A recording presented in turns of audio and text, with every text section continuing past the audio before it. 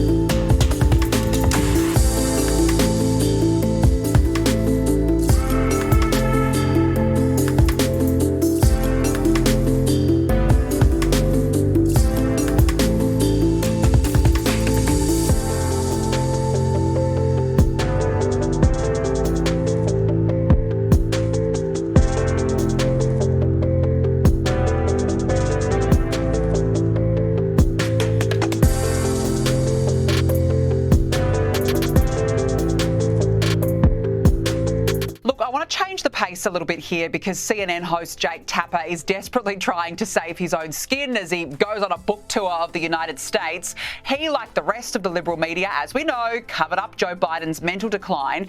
But now he says, can you believe it? He was just being polite. Have a look. The press corps, and I'm certainly including myself, needs to worry less about politeness when it comes to these health issues, and needs to be even more aggressive when it comes to demanding transparency on health issues when it comes to the president. Bo, this guy is like a greasy used car salesman. I mean, his propaganda book tour is getting even more farcical. Yeah, you know, Danica, Jake is not just a grifter, but there's a certain smugness about him. It's the smugness of elitism. He fancies himself a trailblazer.